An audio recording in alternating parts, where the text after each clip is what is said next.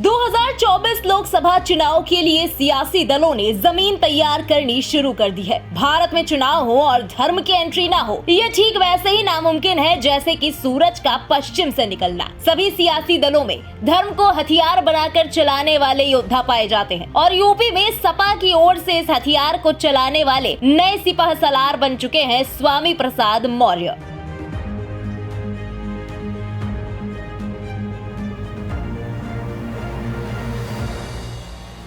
रामचरितमानस पर विवादित बयान देकर सुर्खियों में आए स्वामी प्रसाद मौर्य समझ चुके हैं कि सियासत में बने रहने के लिए धर्म का सहारा जरूरी है, चाहे उसके साथ रहो या उसके खिलाफ। फायदा दोनों में ही होना है। यही वजह है कि वो कभी धर्म ग्रंथों पर विवादित टिप्पणी करते हैं तो कभी भगवान को ही कटघरे में लाकर खड़ा कर देते हैं। दिवाली के मौके पर देवी लक्ष्मी को लेकर की गई विवादित टिप्पणी इसका ताजा उदाहरण है। स्वामी प्रसाद मौर्य ने बीती 12 नवंबर को सोशल मीडिया प्लेटफॉर्म एक्स पर विवादित पोस्ट लिखते हुए सियासी विस्फोट कर दिया। दीपोत्सव के अवसर पर अपनी पत्नी का पूजा और सम्मान करते हुए लिखा, पूरे विश्व के प्रत्येक धर्म, जाति, नस्ल, रंग और देश में पैदा होने वाले बच्चे के 2 हाथ, 2 पैर, 2 कान, 2 आंख, 2 छिद्रों वाली नाक के साथ एक सिर, पेट और पीठ ही होती है। 4 हाथ, 8 हाथ, 10 हाथ, 20 हाथ और 1000 हाथ वाला बच्चा आज तक पैदा ही नहीं हुआ, तो 4 हाथ वाली लक्ष्मी कैसे पैदा हो सकती है? यदि आप लक्ष्मी देवी की पूजा करना ही चाहते हैं तो अपनी घरवाली की पूजा और सम्मान करें, जो सही मायने में देवी है, क्योंकि आपके घर परिवार का पालन पोषण,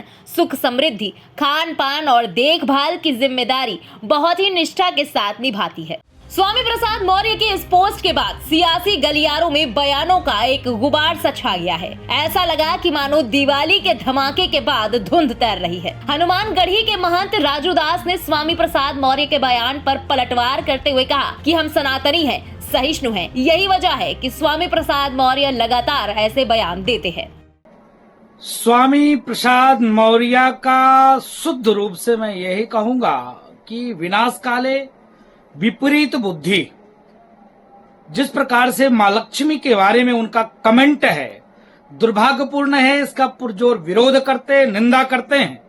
हम सनातनी हैं, सहिष्णु हैं, इसके नाते स्वामी प्रसाद मौर्य जी ऐसे लगातार बयान देते हैं। वही स्वामी प्रसाद के इस बयान पर पूर्व कांग्रेस नेता आचार्य प्रमोद कृष्णम ने भी उन्हें खरी खोटी सुनाई और कहा कि मैं योगी आदित्यनाथ से कहूंगा कि उनके बोलने पर पाबंदी लगा दी जाए। देखिए, राजनीति में षड्यंत्र चलते रहते हैं। कांग्रेस पार्टी में भी कुछ चंडालों की एक चौकड़ी है जो कांग्रेस को बर्बाद करने में लगी है, राहुल गांधी जी की मेहनत पे पानी फेर रही है। स्वामी प्रसाद मौर्य के मुंह में बवासीर हो गई है।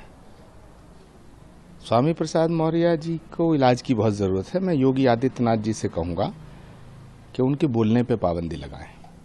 स्वामी प्रसाद लगातार हिंदू धर्म ग्रंथों और देवी देवताओं को टारगेट करते रहते हैं। वही सपा मुखिया अखिलेश यादव से जब इस बाबत सवाल पूछा जाता है तो वो कभी इसे स्वामी का निजी बयान बता देते हैं तो कभी सवाल से ही पल्ला झाड़ लेते हैं, जिसके मायने ये हैं कि उन्हें भी इसमें कहीं ना कहीं फायदा दिखाई दे रहा है। लेकिन अब देखना अहम होगा कि 2024 में ये बयानबाजी फायदा पहुंचाएगी या नुकसान। ब्यूरो रिपोर्ट, इंडिया पब्लिक खबर। इसी के साथ इस खबर में अभी के लिए बस इतना ही। इस पूरी रिपोर्ट के बारे में आपका क्या कहना है, कमेंट में लिखकर अपनी राय जरूर बताएं। देश और प्रदेश की राजनीतिक गलियारों से जुड़ी तमाम लेटेस्ट अपडेट्स के लिए सब्सक्राइब करें इंडिया पब्लिक खबर के YouTube चैनल को और बेल आइकन दबाएं ताकि चैनल से जुड़ी सारी लेटेस्ट अपडेट्स आप तक वक्त से पहुंच पाएं।